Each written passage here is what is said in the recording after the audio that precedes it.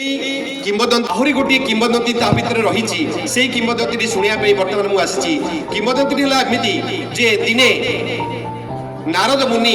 से जाऊले हिमालय पर्वत दे से जाऊले स्वर्ग एवं से से जाती समस्ते आम जाचे नारद जो वीणा धरी नारायण नारायण कही कही से जाऊले हठात हिमालय पर्वत दे से गला बेले वीणा बजाई बजाई से जाउछंती नारायण नारायण कही जाउछंती से समय देखिले हठात गोटे उपत्यका भितरे गोटे पत्थर रही एवं पत्थर उपरे बसिचंती किछि देवादेवी सदृश किछि व्यक्तित्व एवं हठात नजर पड़ा एवं देखिले जे तांकर से बसिचंती देवादेवी सदृश किंतु समस्ते विकलांग समस्त कौन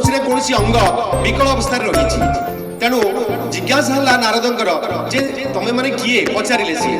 बारंबार पचारते नारद से उत्तर दे पारना जेहेतु सी विकलांग एवं तांकर शरीर अंग प्रत्यंग किसी ना किसी खूण रही तेणु सी उत्तर देना तापर नारद कहले जे तुमे माने सब वर्तमान यही अवस्था किपरि मुक्ति पाइबो से कहले जे जदि संसार कौन निखुण गायक जदि गीत गाए ताले आमे शुणिबू तापरे आमर शरीर पूर्वस्था आमे फेरी पाइबू तापरे वर्तमान चिंता हला नारद को जे संसार जो प्रकृत गायक किए निखुण गायक किए तापर से माने ही कहले जे शिव होचंती ए सचराचर धरित्रीर निखुण गायक जे नीरव रे ध्यान रे संगीत गान करती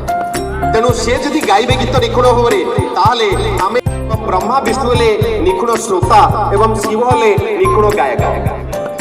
जेतेबेले शिव निखुण नीरव ध्यानमग्न होई संगीत गान करती तेबे सचराचर फूल कुसुमित होई उठिला एवं वायुमंडल रे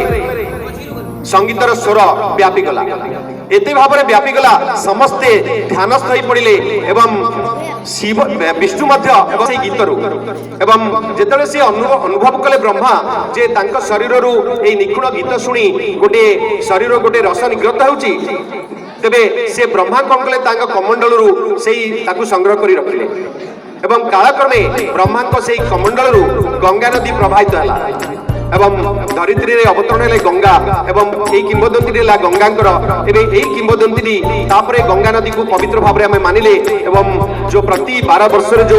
महाकुंभ आयोजन हुए से गंगा नदी रे आयोजन हुए कहानी दी वर्तमान सरला किंबदंती ठीक लागला तुम मानकू ठीक अछि धन्यवाद।